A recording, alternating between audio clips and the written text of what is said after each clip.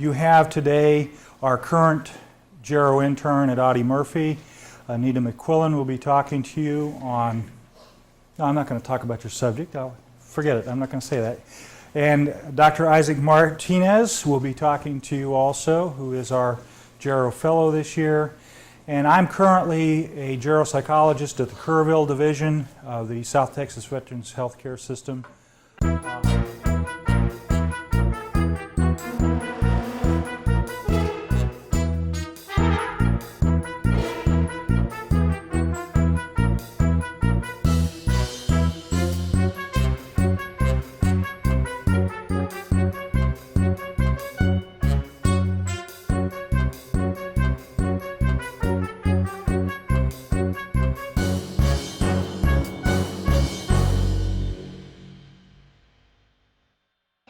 After we've had all the nice bright lights all morning, I hate to put you in the dark after lunch, but I'm so proud of these slides. This is my first attempt at making slides on the computer. And if you need something to keep you awake, you can look for the typos, because I know of at least one. Can you go ahead and hit the lights? And let's see. Oop, too fast. I wanted to talk about successful aging today. We've been looking at a lot of issues related to the kinds of diseases that people seem to become more susceptible to as they age, but it's important to remember that aging and disease are not synonymous. And there's a lot more to aging than just getting sick. And I think it's important to remember, particularly for us, for a number of reasons. I think it's important to remember this as we interact with elderly people in healthcare settings and in other settings. I think it's important to understand and to keep in mind as we're developing treatments and designing environments where that treatment takes place. And I think it's personally important for us to consider for ourselves how we want to age. What is successful aging? I'm going to talk about what it is, how it's measured or identified, and I'm going to go to the work of Paul and Margaret Baltes, who work at the Max Planck Institute in Berlin, and who have done a lot of work in aging and have a very vigorous gerontological research program through which a lot of the important people in geropsychology have passed over the years. And they have, based on the research that's been done over the past 20 years or so, they've developed several assumptions about aging. And based on those assumptions, a number of strategies for successful aging. And then they present an overall model of adjustment to successful aging, which I'm going to share with you.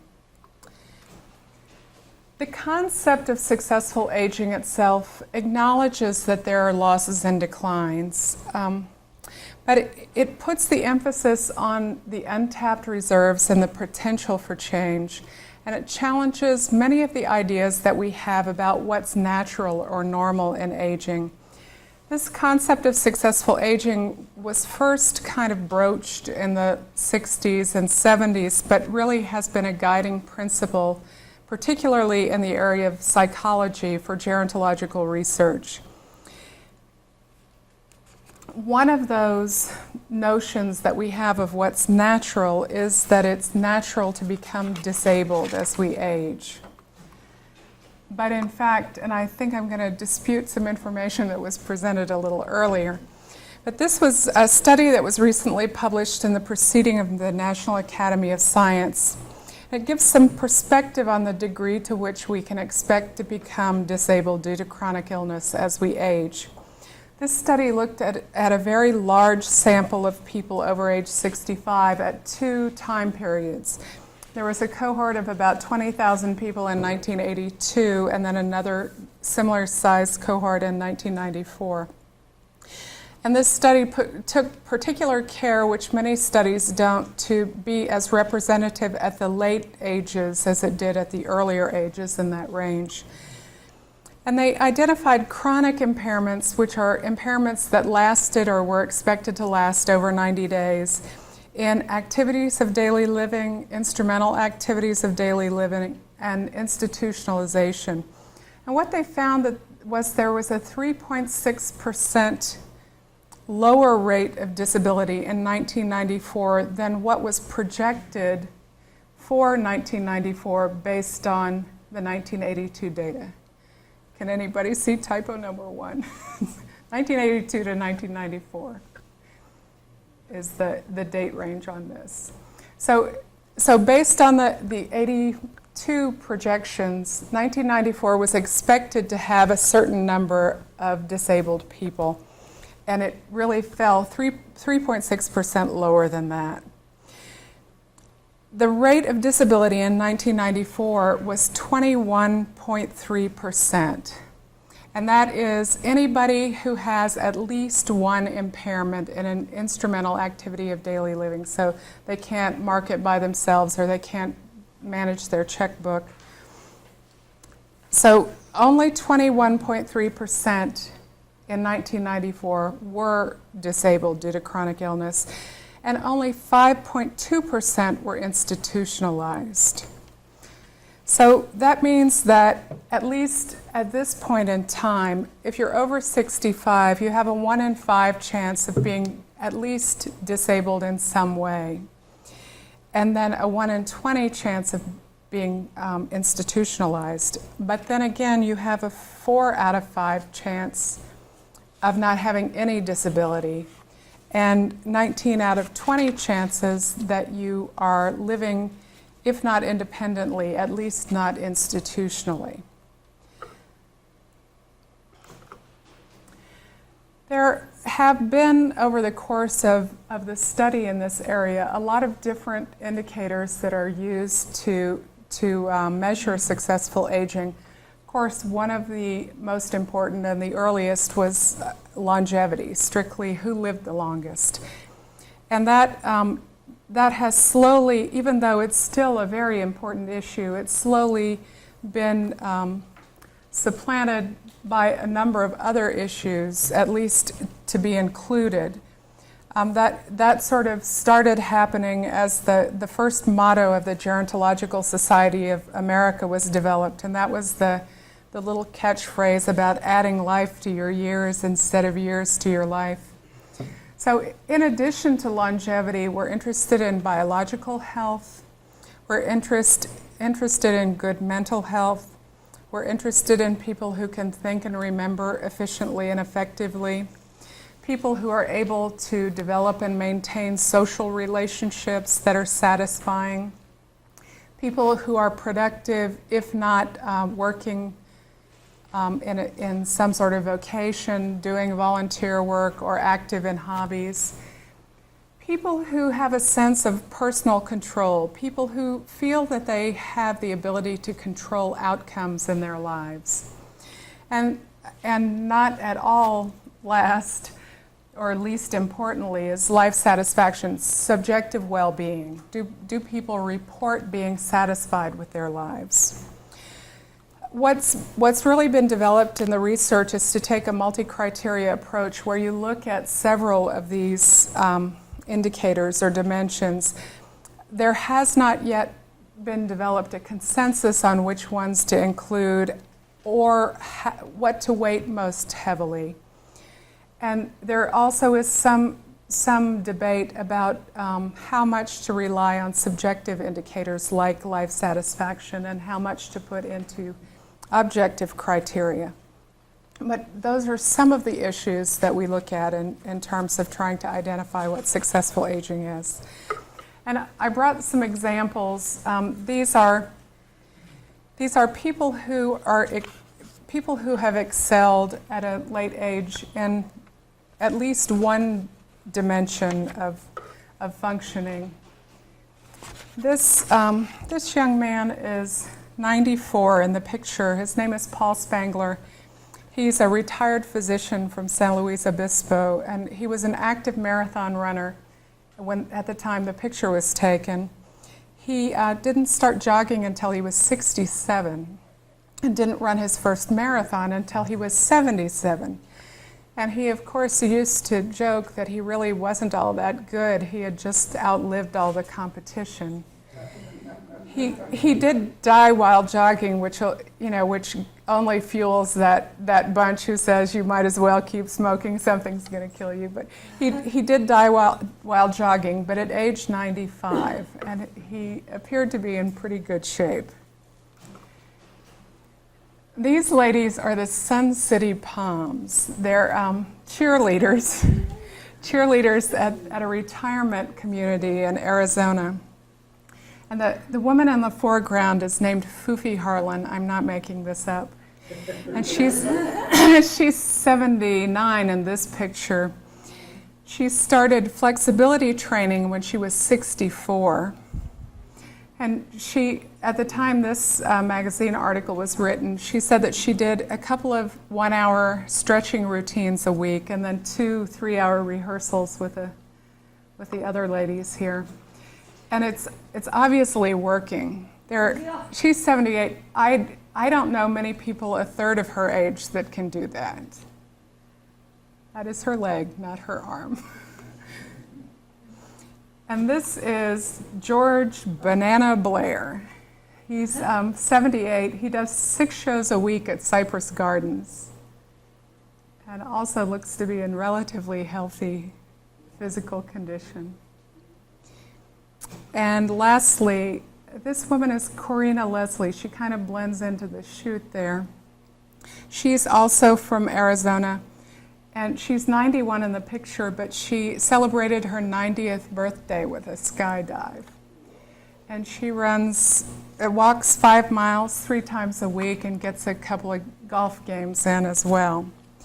So again, this is one dimension. There are people who are sort of sedentary who resent the idea that these just make better pictures than people who are sitting at a desk being cognitively active.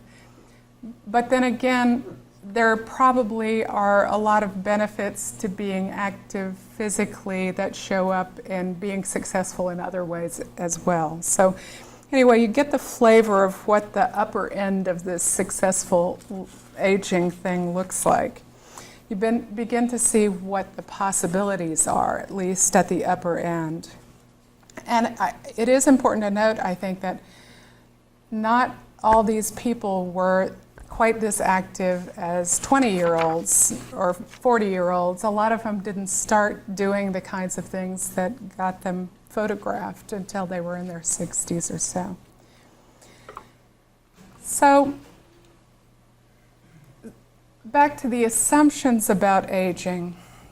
And these assumptions come from the gerontological research, particularly that research that's done from a psychological point of view. The first assumption is that there are major differences between normal, optimal, and pathological aging. Most of what we deal with and most of what we've been dealing with in this course is the pathological end. And I think it's, even though that's a smaller frequency than the rest of it, it's easy for us to become, to begin to think that that's the norm, and it really isn't. Normal aging is aging without biological or mental pathology. It really describes an aging process that's experienced by those of us who aren't ill. The optimal idea is kind of utopian. It describes an aging process that's possible under ideal environmental conditions that support development and are age-friendly. And the pathological aging, of course, is an aging process that's pretty much determined by medical illness. An example of that would be Alzheimer's. So these distinctions aren't absolute. The lines are not real clear at some points, but I think they're very useful distinctions. There is some question whether there are researchers who dispute the idea that there is aging without pathology. However, there is another camp that kind of compares the optimal aging process to a watch that just winds down gradually, eventually stops ticking without any kind of warning or without any kind of obvious damage. So we really don't know at this point. I think that's kind of in dispute, but that those three possibilities exist, at least conceptually, are important.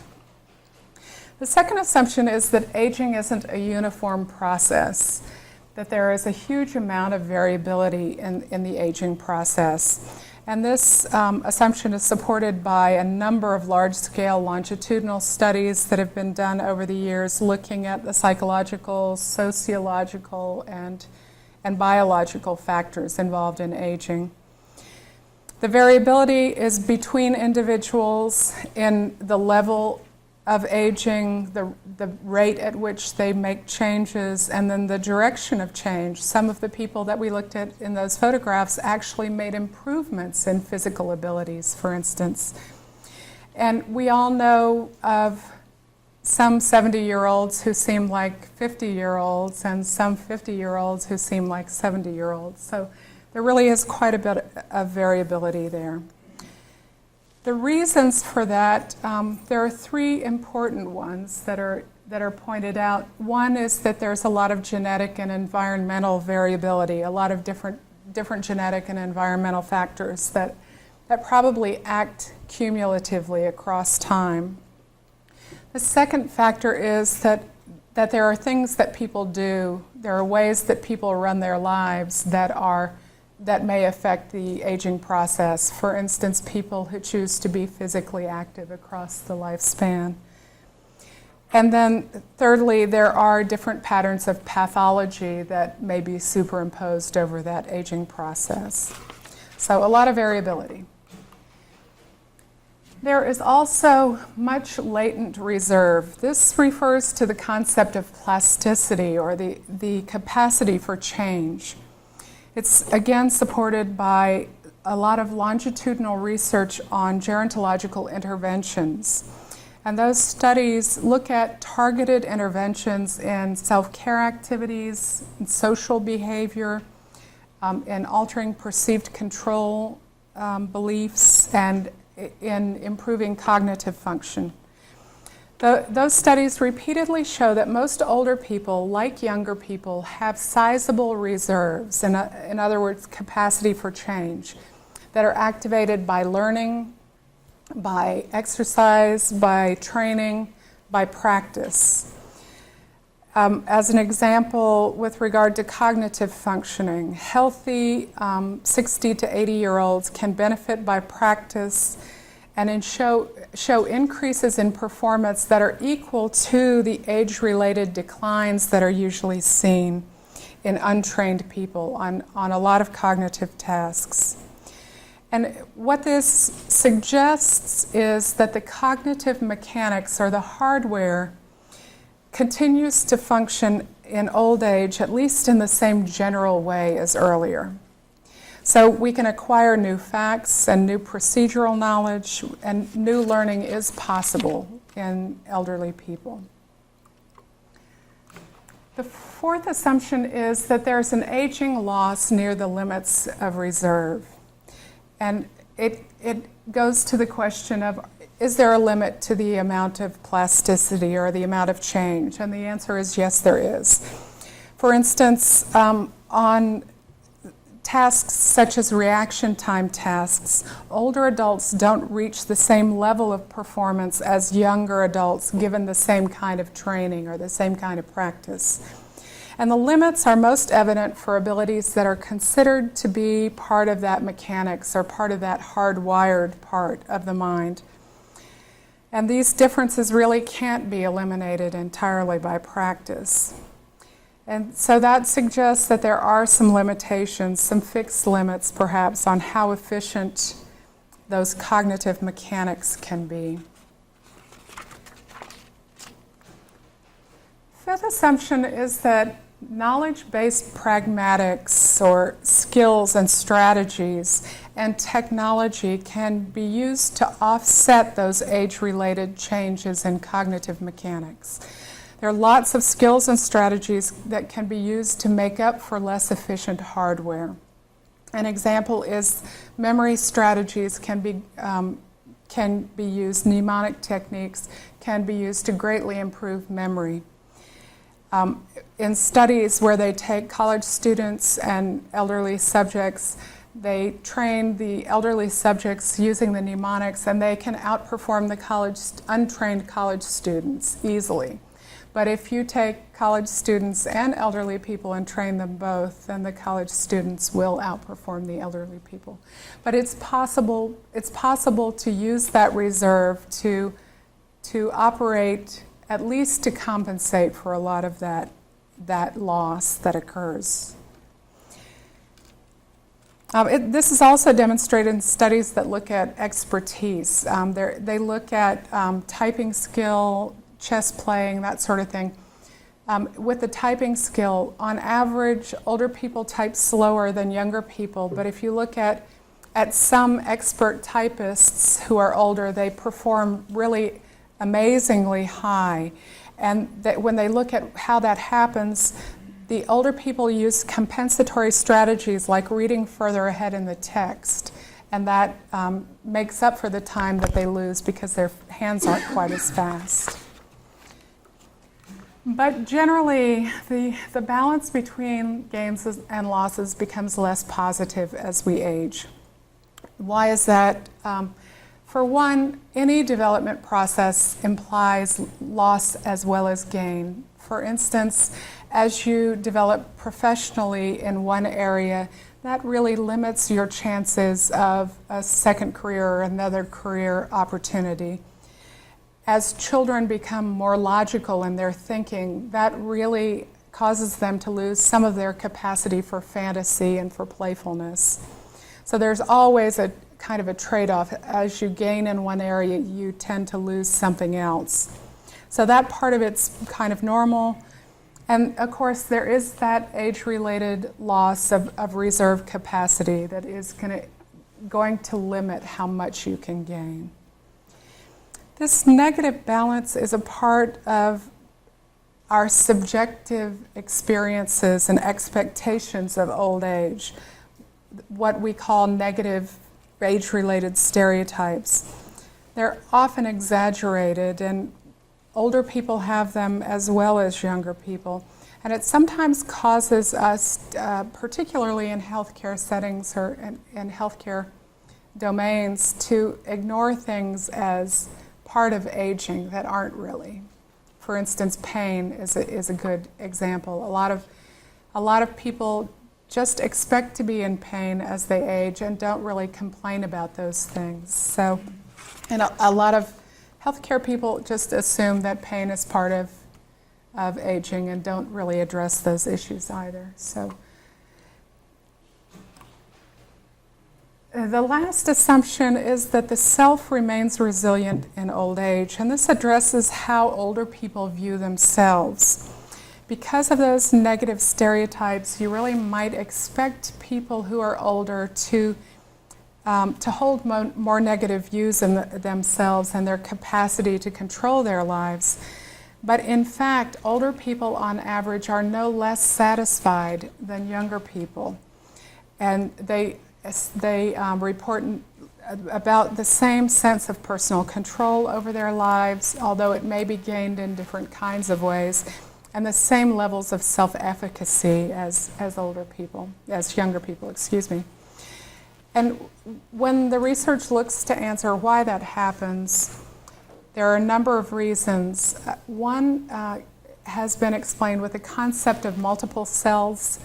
We don't really define ourselves in terms of one set of characteristics, but we know ourselves as a professional person and as in relationship to other people in our lives and in the context of the different roles that we play. So negative parts of those roles or those kinds of self-conceptions can be offset to a large extent by more positive gains in other ones.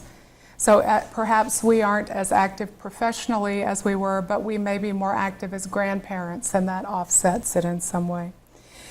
The second thing is that there are changes in goals and aspirations that take place. We adjust those goals and what we want and need out of life in some ways to match what we're capable of doing. And thirdly, there's a process of social comparison that takes place that helps us to compare ourselves not to people who are a third our age, but to people who are in our similar situation, and perhaps even say for a healthy older person to compare themselves to what the possibilities are, and to say, compared to people my age who are sick, I'm really doing well. So that social comparison really helps to bolster the sense of life satisfaction and self-esteem. Okay, so those are the 7 assumptions. That there are differences between normal, optimal, and pathological aging, that there's a lot of variability in the process of aging, that there is great reserve capacity, but there are limits to that reserve, that those limits can be compensated to some extent by strategies or skills or technology, but overall the balance becomes more negative or less positive as we age. And yet our self-concept remains pretty vibrant and pretty resilient. Now, based on those assumptions, the Baltis have come up with 5 strategies for successful aging. The first one isn't at all surprising. This relates to assumption 1 about the normal, optimal, and pathological aging, and basically suggests that we engage in a healthy lifestyle in order to reduce the probability of having pathological aging conditions. And we haven't talked as much about those issues, but we certainly did talk about the heart-healthy diet and that sort of thing. We've talked a little bit about exercise. The second strategy is to avoid simple solutions and encourage individual and societal flexibility. And this speaks to the issue of variability. Aging is not a one-size-fits-all kind of enterprise. So it's important not to push everyone into the same mold.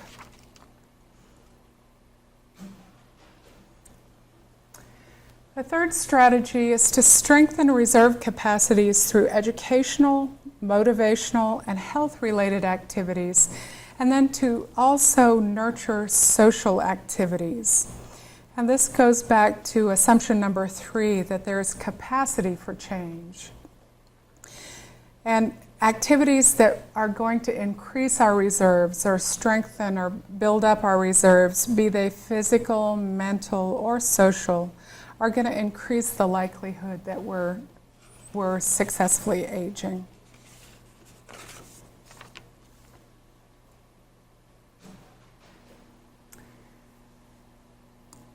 The fourth strategy is to foster the development of substitute and prosthetic devices, age-appropriate lifestyles, and age-friendly environments. This is something we do less well than the other things. I think we're more on target with those first 3 and really less geared as a society to addressing this issue.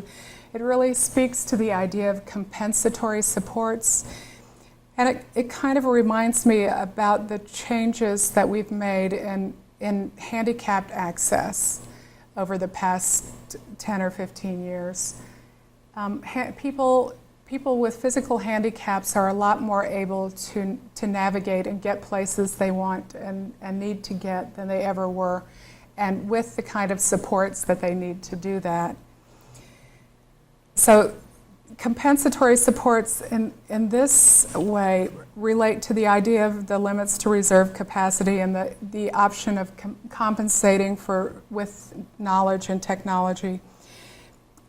It suggests that age-friendly environments might include things that are less taxing on reserves. I think of, for instance, the ideal of the non-age-friendly environment being the VA hospital. There's a lot of confusion, little bitty signs. It's hard, I mean, it's incredibly hard to find your way around. If there's a sign, it's in little tiny print. And so that is really taxing. My guess is for an older person who's not familiar with that environment, they come home from a morning at the VA totally wiped out, just from finding their way around and dealing with all the confusion. So an age-friendly environment would be less taxing on those reserves, and it would contain more prosthetic devices, maybe even just more places to sit down, or maybe wheelchairs at the door for people who can ambulate okay, but for a long haul will do better in a wheelchair. And again, more like the kinds of changes that we've made to make things handicap accessible. And age-appropriate lifestyles. We talked a little this morning about work and people who are older, and the idea was mentioned of working like a dog and then retiring early. I think for a lot of people, they want to work longer, but they're not physically, again, those reserve capacities get in the way of being able to work 40 or 50 or 60 or 70 hours a week. We've got this thing set up in terms of development where we have a lot of education early on, we have a lot of work in the middle, and then we have a lot of time on our hands. And I think it would be better to mix all that up a little bit.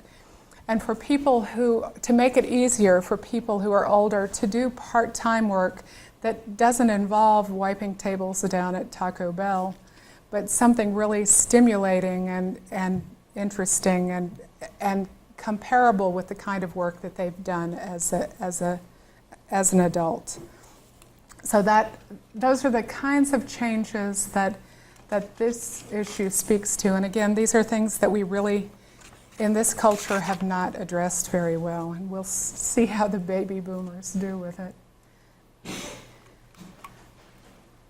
The fifth strategy is to consider things that are going to facilitate adjustments to objective reality without loss of selfhood. And this goes back to the idea that there is a negative balance there. Things that gains and losses are going to get a little more balanced on the negative side, but there is continued resilience of self, the possibility at least for that. So in terms of absolute capacity, losses will occur, and the task is how to assist people in changing their aspirations and their goals to match the reserve capacities that they have as older adults without negatively affecting how they view themselves or thinking that it's second rate. And it's really the difference between remaining active. It's like the guys who have to play doubles tennis, in the heat of high noon 3 times a week, or else they're not going to play at all. I mean, there has to be a way to adjust what you want to fit what you can do, and a way for you to be happy with that and not to consider it second rate. And there is a complication there. There's, some people, when they start to encounter any kind of difficulty, just sort of give up. So there are some people who just say, oh, it's too tiring for me to walk, I'm just going to stay home, go without me. So there is, on the one hand, sometimes a tendency to try and do too much and to really exhaust those reserves, and on the other hand, a tendency to give up too easily. And so I think there's a real fine line between when to accept the fact of loss and to reorient your goals and aspirations. And there seems to need to be a tension there between making it a little bit challenging so that it's a stretch for you and you can feel good about doing what you do, but not to be overtaxed by it. Based on these 5 strategies and the assumptions that were presented before that, Baltes came up with this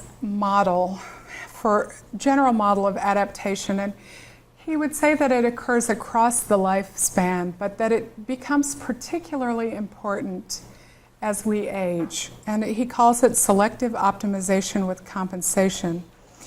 And it involves three interacting elements: the selection, optimization, and compensation. And they might occur together or they might occur independently. But what the model generally allows is for self-efficacy and growth, despite the fact that there is increasing biological vulnerability and reduced reserve capacity. Again, it's likely to occur across the lifespan, but to become much more critical in determining whether we age successfully or not in later years.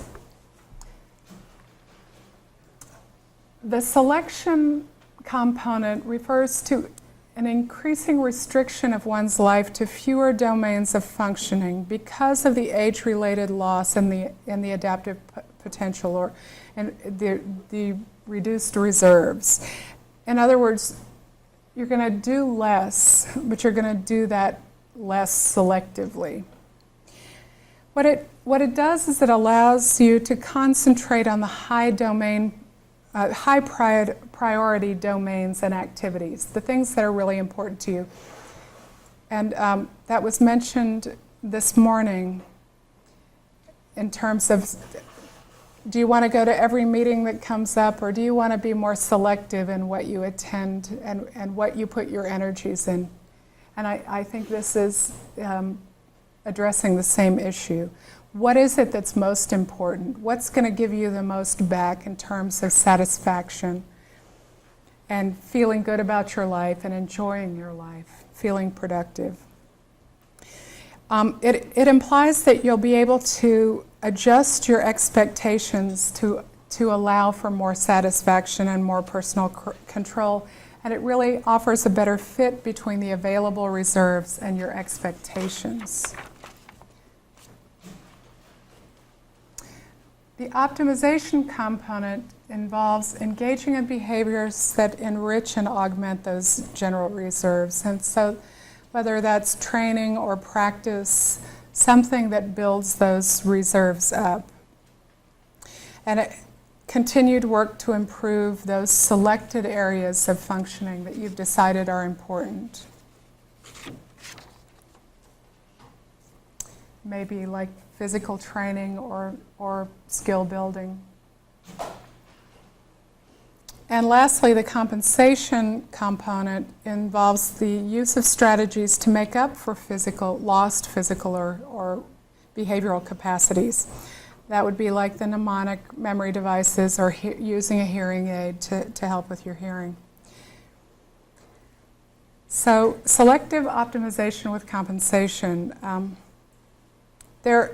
To some extent, you can use this to apply to systems, age-friendly environments such as nursing homes. The selection would be a less demanding physical and social environment in the nursing home or in our extended care therapy center.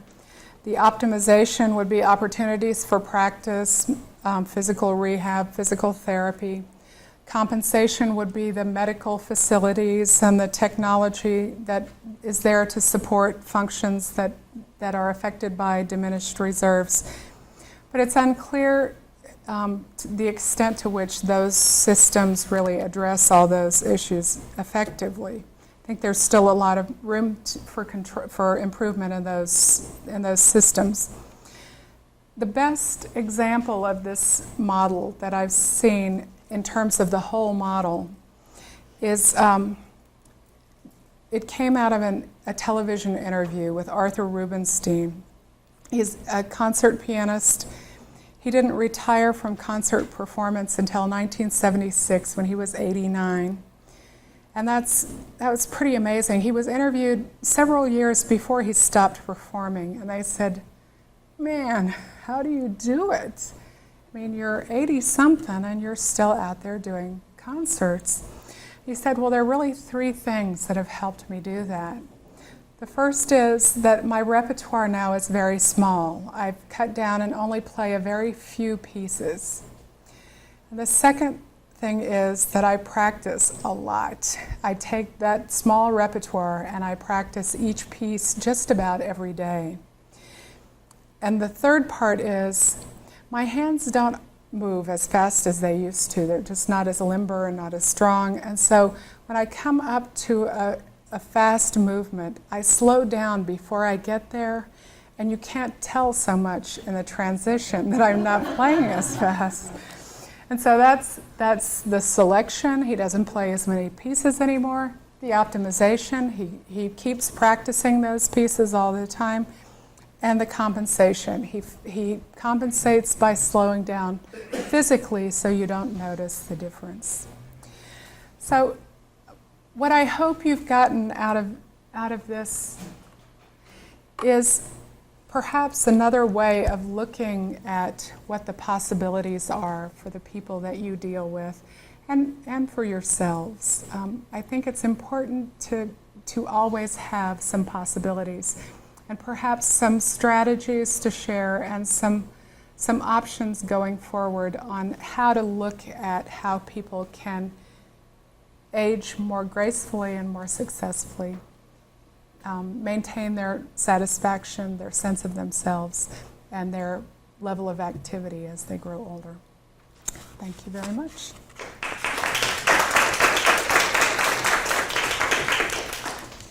Questions?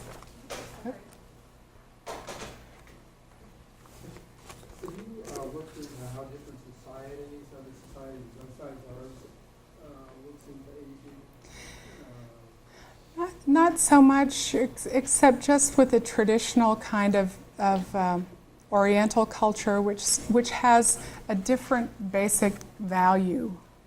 They value the things that are really fostered, experience, wisdom, the kinds of things that, if you look, those really are gains in terms of that balance.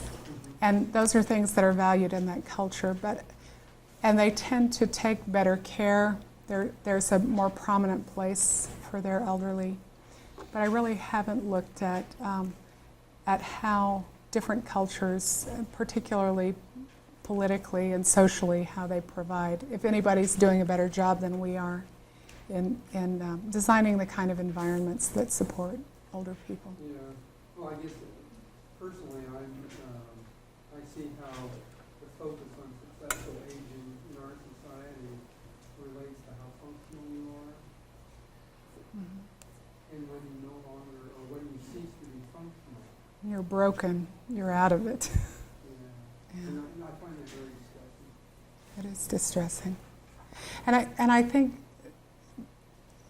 that is one sort of danger, I think, of this kind of concept, just as the idea that you can will yourself to be well and that there are a lot of things. I mean, it's sort of dangerous thinking we can't avoid getting old. And there are, in fact, negative things that are going to happen, and we do have a higher probability of becoming disabled and impaired due to chronic illness. So you're right. Do we still value people who can't do what these folks can do? And it kind of goes back to the variability issue. Mm-hmm. There should be room for people all across the spectrum. Mm-hmm. But even for people who aren't functional, if they're not functional in one area, they may be capable of being functional in another. I know from my own experience, sometimes people think that people who are physically impaired, just like people walk up to a person in a wheelchair and talk to them loud like they're deaf. We sometimes assume that because people are impaired in one area, that they're impaired in lots of areas. And there are lots of people who are physically functionally impaired, but they still may be very active cognitively. And so I think it's important to look for the spaces there and to support whatever they are capable of. Anybody else? Thanks very much.